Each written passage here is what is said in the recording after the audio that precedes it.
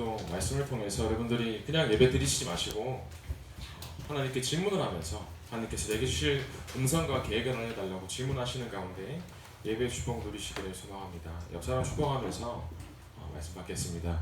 옆 사람 보시면서 오늘도 말씀에 붙잡힙시다.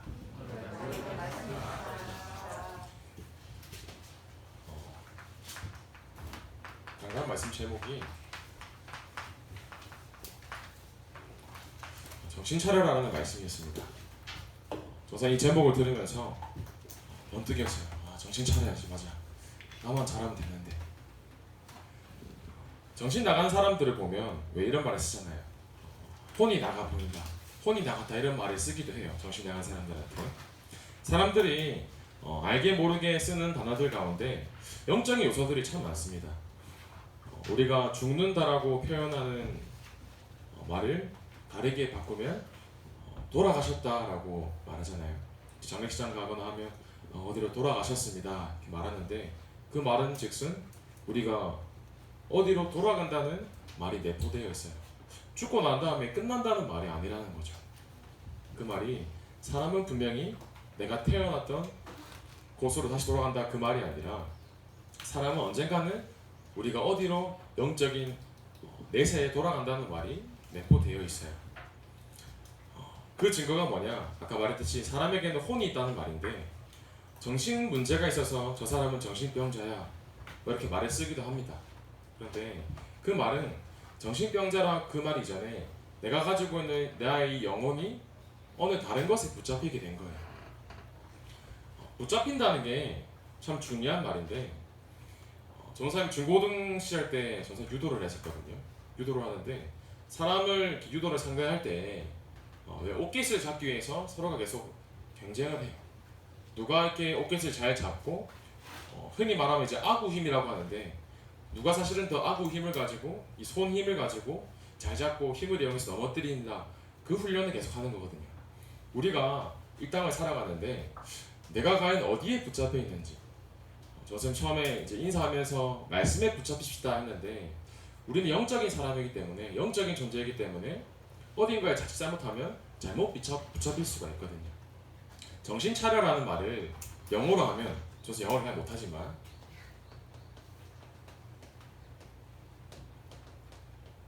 게러 그립이라고 해요.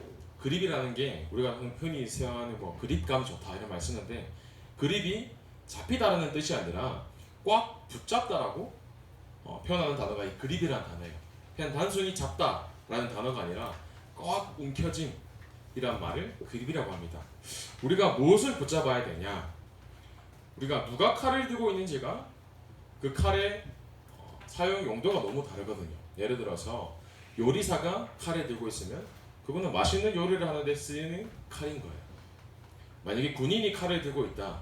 그러면 나라와 국가와 재산을 지키기 위한 중요한 도구로 쓰임받는 거죠.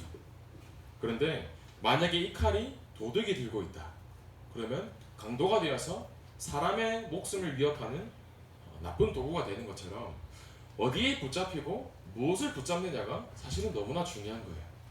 누가 그것을 붙잡는지가 너무나 중요한데 그러면 나는 과연 무엇을 붙잡아야 되고 나는 누구에게 어디에 붙잡혀 있어야 되는가?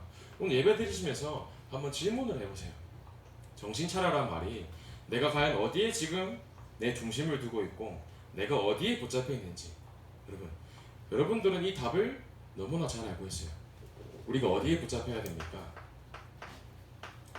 우리는 다른 곳에 붙잡아도 안 되고 다른 곳에 붙잡혀도 안 되고 오직 그리스도께 붙잡혀야 되는 줄 믿습니다. 왜냐? 나는 육신의 존재가 아니라 영적인 존재거든요. 우리에게는 영혼이라는 게 있습니다. 그 말이 사람은 영적인 존재라는 거예요. 가난하기는 엄마랑 있어야지만 행복하도록 창조가 되었어요. 그러면 사람은 사람을 창조하신 하나님과 함께 해야지만 행복하도록 창조가 되었습니다. 그 말이 여러분들이 다른 것에 붙잡히는 게 아니라 나와 함께 하신 그리스도가 나와 함께 하심이 날마다 누려지고 내가 날마다 그리스도께 붙잡혀 있으면 여러분들의 삶이 날마다 행복과 감사가 고백되어지는 겁니다. 우선 예배 드릴 때 질문하고 예배를 드리면서 하나님 내가 오늘 그리스도께 완전히 붙잡히는 예배의 시간 되게 해주세요. 기도하면서 예배드리기를 원해요. 그때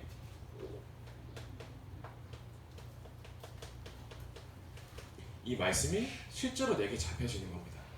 말씀에 붙잡히지 않으면 미꾸라지처럼 빠져나간다는 말이 있잖아요. 미꾸라지는 아무리 손으로 잡으려고 해도 쉽게 말해서 미끌거리니까 내가 힘이 아무리 세더라도 미꾸라지가 빠져나가는 거예요. 내가 내 힘으로 말씀을 굳게 붙잡아야지, 내가 예배를 많이 들어야지, 내가 아침에 와서 예배를 잘 드려야지 해서 말씀이 붙잡히는 게 아니에요. 내 힘으로 말씀을 잡는 게 아니라 내가 온전히 그리스도께 붙잡힐 때 그제서 이 말씀이 여러분들에게 잡히게 되는 겁니다. 내 말씀이 내게 하나님께서 원하시는 말씀이 잡혀지는 것을 보고 그 말씀을 내게 주신 언약이라고 말하는 거거든요. 내가 말씀을 붙잡으려고 몸부림치는 게 아니라 내가 온전히 그리스도께 붙잡히는 시간 되시기를 소망합니다. 왜 우리가 그리스도께 붙잡혀야 되냐? 잠시라도 우리가 미꾸라지처럼 말씀에서 벗어난다. 그러면요, 베드로전서 5장 8절에 너희 대적 마귀가 우는 사자같이 삼킬자를 찾나니, 마귀는 지금도 여러분들을 넘어뜨리기 위해서 속이려고 해요. 마귀는 지금도 여러분들의 삶을 조금이라도 틈이 보이면 넘어뜨리려고 한단 말이에요. 그래서 우리는 1분, 1초, 10분 초마다 오직 말씀에 붙잡혀야 되는 겁니다.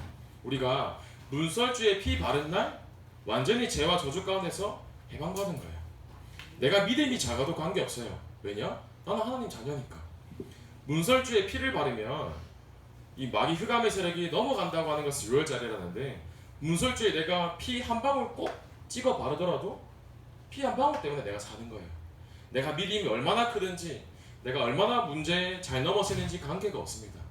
내가 하나님 말씀 및 그리스도가 나와 함께 하신 그 하나로 여러분들은 완전히 끝난 줄 믿습니다.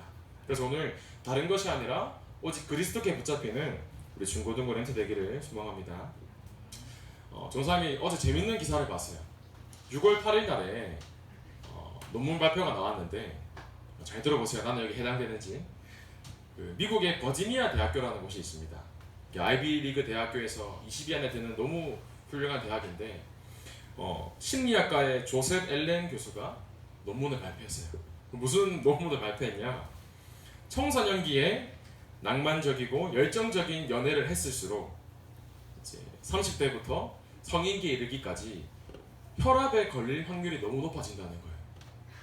청소년기에 내가 막 불타오르는 열정적인 연애를 했어요, 만약에. 그러면 통계적으로 30대 이후로부터 고혈압이 걸리는 사람들이 너무나 많았대요. 미국 사람들을 대상으로 이 교수님이 조사를 했는데, 하면 할수록 청소년기에 누구보다 뜨거운 연애를 한 사람이 고혈압에 잘 걸린다는 거예요. 저는 이 기사를 보면서 감사하다, 우리 랩런트들은 고혈압에 걸릴 일이 아마 전혀 없지 않을까. 뭐 저혈압에 걸렸으면 저혈압에 걸렸지, 제가 봤을 때는 너무나 감사하더라고요. 병에는 시달리지 않겠구나. 우리 랩런트들이 조사에 말하는 게 청소년기에 연애를 해서 나중에 그런 말이 드러났다 하지만, 우리가 연애하면 너무나 행복하잖아요. 엔도핀이 돌기도 하고 사랑하는 사람과 함께 있으면 기분도 좋고 하잖아요. 그런데 우리가 과연 내가 무엇을 할 때 행복한지 한번 질문해 봐야 돼요.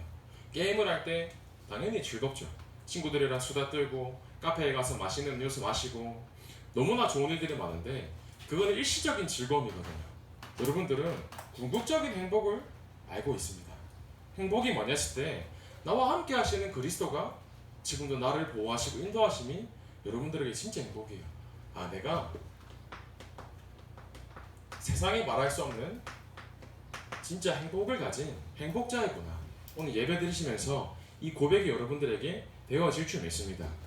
나에게 행복하기 때문에, 행복이 있기 때문에 문제가 와도 문제가 아니라고 고백할 수 있는 거예요. 자꾸 불신앙하기도 합니다. 나는 왜 이렇게 안 될까? 안 될 수밖에 없어 얘기하는데, 출애굽 당시에 이스라엘 백성들 200만 명을 데리고 모세가 애굽을 나왔단 말이에요. 말이 200만 명이지 어마어마하게 많은 숫자란 말이에요. 그런데 광야라는 것이 문제를 걸려 넘어진 사람도 있었고, 광야라는 것이 나에게 축복으로 응답으로 온 사람들도 있었거든요. 대부분 이스라엘 백성들은 광야 가는 길 동안 그 사막에 묻히게 됐어요. 왜냐? 계속 불신앙하는 거거든요. 문제가 된다고 고백하고 문제에 걸려 넘어지다 보니까 계속해서 문제 속에 빠지는데, 그 사막 한가운데 사실은 200만 명이 가는 길 동안 하나님께서 그들을 어떻게 보호하시냐? 그들이 마실 수 있는 사막에 물도 주시고 먹을 게 없다고 고기 내놔라고 불평불만하는데 200만 명이 먹을 음식을 주시고요. 만나가 매출하기를. 하나님께서는 광야라는 문제를 통해서 하나님이 내가 너와 함께 한다는 것을 알게 하는 중요한 응답의 현장이었는데 사람들마다 불신앙하고 사람들마다 문제가 문제로 걸려 넘어지니까 내가 행복자라는 사실을 계속 놓치게 되는 겁니다. 그래서 여러분들이 오늘 이 시간 세상의 말에 속지 마세요. 세상의 말을 듣지 말고 사단이 하는 속삭임에 흔들리지 마세요. 왜냐? 내 신분이 하나님의 자녀이고요. 내 신분이 그 누구보다 행복한 복음을 알고 있기 때문에 나는 정말 행복한 사람이구나. 문제가 나에게 들려지지 않아야 됩니다. 문제가 내 수준으로 내 기준대로 들려지면 내 방법대로 문제를 해결하려고 한단 말이에요. 그런데 문제를 내 수준대로 해결하는 것이 아니라 나는 할 수 없지만 내 안에 계시는 그리스도께서 나와 함께 하시기 때문에 나는 문제가 와도 상관이 없다. 이 정도의 수준이 돼야 되잖아요. 요한복음 13장 2절에 어떻게 마귀가 여러분들을 속이냐? 요나가 아니죠. 유다가 예수님을 팔 때 가룟 유다의 마음속에 불신앙을 집어넣고 마음을 속이게 합니다. 사단이 마귀가 벌써 시몬의 아들 가룟 유다의 마음에 예수를 팔려는 생각을 넣었더라. 마귀가 여러분들에게 계속 불신앙하게 해요. 내가 신분은 변치 않는 하나님의 자녀지만 시험 앞에서 문제 앞에서 계속해서 갈등하고 넘어지도록 불신앙을 넣는 거예요. 여러분들이 문제를 속지 말고 문제에 걸려 넘어지지 않기를 바랍니다. 문제가 들리지 않으면 속지 않을 힘이 여러분들에게 있죠. 우리가 운명에서 갈대아에서 애굽에서 나왔는데 문제를 듣지 않고 문제에 속지 않으면 비교하지 않게 됩니다. 내가 부족하기 때문에 계속해서 다른 사람과 비교하는 거예요. 저 사람은 저렇게 잘났는데 나는 왜 그럴까? 그 말이 내 자신이 잘나지 않은 것처럼 보이는 겁니다. 그런데 내가 하나님 말씀으로 진짜 행복하다. 다른 사람 봐도 오히려 부럽다는 말이 아니라 참 안타깝고 불쌍하다. 왜냐? 하나님을 모르고 살아가는데 부럽지가 않은 거예요.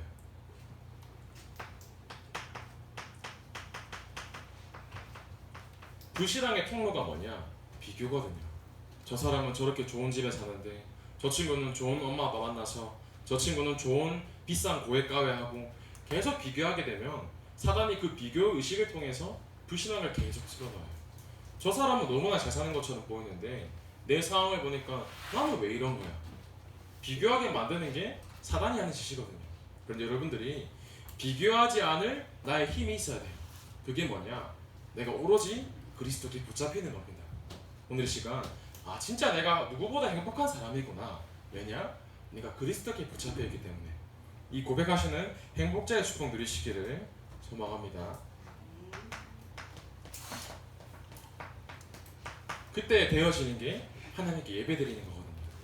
사람은 어쩔 수 없이 영적인 존재이기 때문에 하나님께 예배드리는, 하나님과 만나는 시간이 예배이기 때문에 예배드릴 때 누구보다 행복한 거예요. 예배를 드릴 때 그제서야 문제가 아니고 내게 진짜 문제가 하나도 없구나, 이 고백이 되어지는 겁니다. 모세가 40년 동안 출세하려고 몸부림쳤어요. 쉽게 말하면 지금 제일 유명한 대학이, 흔히 말하는 전 세계에서 유명한 대학이 하버드 대학이잖아요. 이 시대 때 미국이라는 강대국이라는 의미가 애굽이었거든요. 전 세계에서 제일 강대국이 애굽이었는데 애굽 안에서 왕궁에 있던 대학이 헤스페리온 대학이었어요. 이 대학을 모세가 나왔단 말이에요. 모세가 자기가 출세하려고 40년 동안 왕궁에서 열심히 공부하고 열심히 정치도 배우고 계속해서 노력을 했습니다. 그런데 모세가 되었냐? 모세는 응답이 없었거든요. 40년 동안 내가 열심히 성공하려고 출세하려고 공부했지만 광야라는 미디안 곳으로 내가 다른 사람을 살인해서 그 문제를 통해서 왕궁에서 쫓겨나게 되고 본인이 문제라는 곳에서 걸려 넘어지게 될 수도 있었거든요. 그런데 모세가 문제 속에서 걸려 넘어진 것이 아니라 그 문제 속에서 하나님의 말씀을 깊게 들어간 거예요. 말씀을 얼마나 붙잡았냐? 신학자들이 말하기를 성경에 제일 펼쳐보면 첫 번째로 나오는 게 창세기인데 창세기 안에 모든 말씀과 언약이 들어있다고 말할 정도로 창세기가 어마어마한 말씀인데 이 창세기를 기록한 사람이 모세거든요. 모세가 잘났던 왕궁에서의 말씀을 기록했던 게 아니라 미디안 시간 속에서 말씀이 진짜로 나에게 말씀이 붙잡아지고 하나님 말씀을 기록할 정도로 계속해서 말씀 속으로 들어간 겁니다. 우리가 문제 앞에서 난 너무 힘들어, 나는 왜 이렇게 안 될까라고 불신당할 수 있지만 문제 속에서 내가 더욱더 깊게 말씀으로 들어가는 겁니다.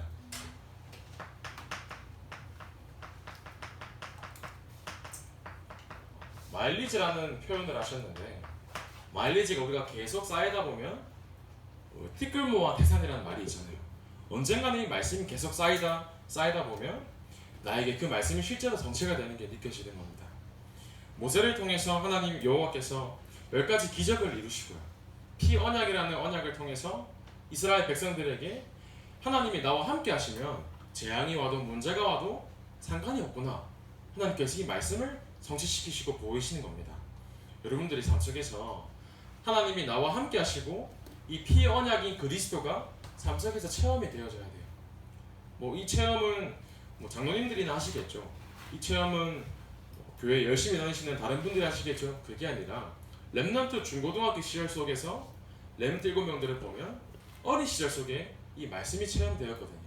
내가 나이가 어리다고 말씀이 안 된다, 이 수준이 아니라 렘넌트 7명이 됐던 그 말씀, 누려졌던 그 말씀이 나에게도 누려지더라고요.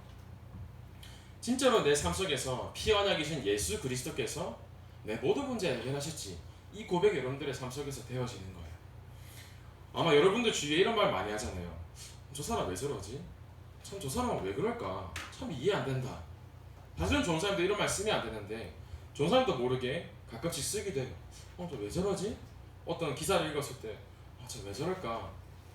좋은 사람들 가끔 이런 말을 쓰기도 하는데, 요즘 보면 너무나 젊은 사람들이, 특별히 요즘 보면 중고등학생들도 너무나 많은 자살을 하고 있단 말이에요. 왜 저런 선택을 했을까? 왜 저럴까? 참 안타깝잖아요. 이번 주 뉴스인데 이런 기사는 크게 나오지도 않아요. 너무나 많은 일들이어서. 30대 아버지가 5살 된 자기 아이를 죽이고 자기도 자살하려다가 실패한 기사가 나왔더라고요. 저 그걸 보면서 사람들이 말합니다. 아버지가 아이를 왜 죽여? 자기가 낳은 자식인데 왜 저럴까? 왜 그럴까? 사람들이 한단 말이에요. 어제 신문입니다. 20대가 정신문제가 있는데 엄마가 너무 보고 싶어서 엄마를 집에 부른 거예요. 그래서 같이 오랜만에 엄마와 밥도 먹고 얘기도 깊게 나누고 잠을 자는데, 다음날 아침에 일어나서 밥 먹고 엄마가 이제 과일을 깎아준단 말이에요. 과일을 깎아주는데 그 과일 깎는 칼이 과도잖아요. 과도를 엄마가 과일을 깎고 있는데 이 아들이 봤을 때 이 엄마가 나를 죽이려는 것 같다라는 느낌이 들었대요. 그래서 그 과도를 가지고 그 자리에서 엄마를 바로 찔러 죽인 거예요. 사람들은 말합니다. 저 정신 문제가 있어가지고 그 살인을 저지른 그 아들이 뭐라고 얘기하냐, 엄마가 그렇게 나를 죽이려는 것처럼 느껴졌다. 사람들은 댓글로 뭐라고 하냐, 저 사람 거짓말한다, 정신문제 있어가지고 정신병 가지고 저런 거 아니냐, 사람들은 얘기합니다. 그런데 그 아들이 거짓말을 했건 안 했건 상관없이 그 사람이 누가 자기 아들을 죽이고 싶어서 죽이고 누가 엄마를 죽이고 싶어서 죽이겠어요. 사람들이 왜 그러냐, 그럴 수밖에 없는 상태에 빠진 거예요. 성경은 뭐라고 말하냐, 그럴 수 있다라고 말하는 겁니다. 세상 사람들은 어떻게 그럴 수가 있냐 말을 하는데 성경만이 그럴 수 있다 얘기하는 거예요. 왜 그럴 수 있냐, 그럴 수 있다 정도가 아니라 그럴 수밖에 없는 상태를 얘기하는 겁니다. 왜냐, 하나님과 함께할 때 행복한 존재가 사람인데 하나님을 떠나서 마귀의 종로로서 살기 때문에 그럴 수밖에 없는 상태인 거예요. 불행하고 싶은 사람은 주위에 아무도 없어요. 누가 내 삶이 불행했으면 좋겠다 그렇게 얘기하겠어요. 그런데 왜 그러냐, 그럴 수밖에 없는 상태. 원래 사람은 행복하도록 창조가 되었는데 하나님과 함께 해야지만 행복한데 하나님을 떠나게 된 겁니다. 근데 우리가 그런 불신자들처럼 하나님을 떠나서 재랑, 저주 가운데, 운명사주팔자 가운데 살아가야 되는데 하나님께서 나를 사랑하셔서 나에게 이 행복을 주신 거예요. 하나님이 나와 함께 하시다는 그 말씀이 나에게 행복이 되는 겁니다. 오늘 이 시간 내 모든 문제를 해결하신 제사장적인 축복과 하나님 만나는 길을 알게 하신 선지자, 내 힘으로는 절대 해결할 수 없는데 마귀의 건설을 완전히 깨뜨리신 이 왕, 이 세 가지 직분을 하신 그리스도께서 나를 구원하셨고 지금도 살아서 나와 함께 하시는구나, 이 고백이 여러분들의 삶 속에서 예배 드릴 때 입술에서 고백되어질 줄 믿습니다. 그래서 하나님께서는 여러분들이 공부 잘한다고 쓰시는 게 아니에요.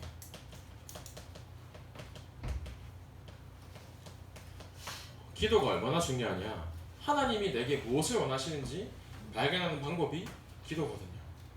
가만히 있다고 주시지 않습니다. 내가 말씀 붙잡고 끊임없이 하나님께 질문하는 거예요. 과연 하나님께서 공부 잘한다고 쓰실까요? 천만의 말씀이요. 세상에는 공부 잘하는 사람이 너무나 많습니다. 헤스페리온 대학에 나온 모세에게 응답이 없었어요. 왜냐? 내 성공을 위해 살았거든요. 말씀과 기도가 실제로 나에게 붙잡혀지는 그 순간 모세에게 응답이 성취된 겁니다. 내가 그냥 공부하는 것이 아니라 하나님께서 내게 원하시는 것이 무엇인지 아는 그 순간, 내가 말씀 속에서 기도 속에서 계속해서 마일리지를 쌓는 그 순간 하나님께서 여러분들에게 응답을 주실 줄 믿습니다. 그래서 여러분들이 내가 공부 잘하려고 애쓰는 게 아니라 말씀 속에 있으면 돼요. 그때 되어지는 것이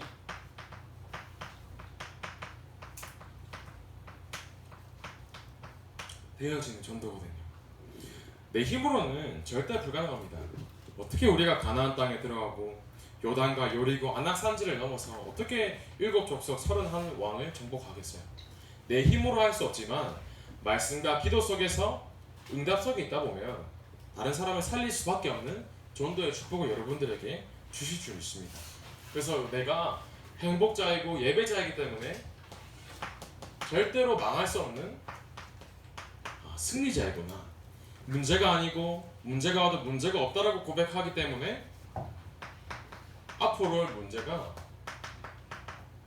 문제되지 않을 만큼 여러분 문제 삼지 마세요.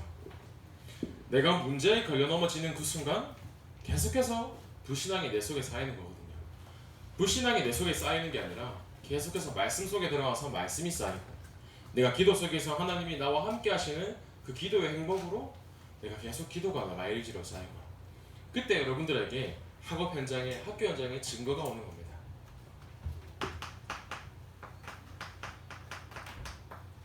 모으는 자의 축복을 우리에게 주셨습니다. 모세가 아론과 훌이 모세의 팔을 받았을 때, 오늘 본문 말씀을 보면 모세가 팔을 들면 전쟁에서 승리하고 모세가 팔을 내리면 전쟁에서 패했거든요.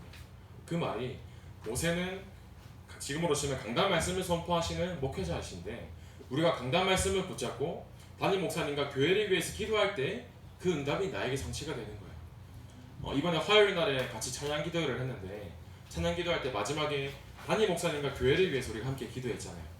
왜 담임 목사님을 위해서, 교회를 위해서 기도하냐? 목사님과 교회를 위해 기도할 때 나에게 더 큰 축복이 오는 거예요. 왜냐? 목사님께서 말씀을 선포하시는 거거든요.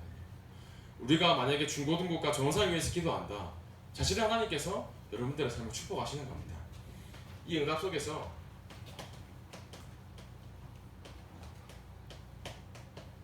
각자의 현장에서 말씀을 잡고 들어가는 거예요. 모세가 진짜 손들고 축복하고 있을 때 여호수아와 군대가 승리했던 것처럼 우리가 계속 강단 말씀을 붙잡고 현장에 나갔을 때 학업 현장도 우리가 정복하는 거고, 죽어가는 불신자들도 정복할 만큼 하나님께서 우리에게 흩어진 자의 축복을 주실 줄 믿습니다. 그래서 결국 우리가 남기는 자의 축복을 얻는 거예요. 우리가 사실은 교회의 미래거든요. 헌당을 하고 있지만 아무리 헌당을 열심히 하고 교회를 세워도 여러분들이 무너지면 사실은 미래가 없는 것처럼, 내가 하나님께서 원하시는 언약을 붙잡고 있으면 237도 살리고 세계도 살리고 죽어가고 있는 모든 지역과 민족과 세계를 살리는 응답의 주역이 바로 나이구나. 내가 헌당에 대해서, 교회에 대해서 말씀 붙잡고 도전할 때 하나님께서 그 마음의 중심을 아시고 여러분들에게 축복을 주실 줄 믿습니다. 그래서 오늘도 예배를 3부도 드리고 4부도 드리고 할 텐데 그냥 예배 드리지 마시고, 내가 예배 드릴 때 하나님께서 내게 무엇을 원하실까? 날마다 질문을 하는 겁니다. 그 응답을 어떻게 받냐?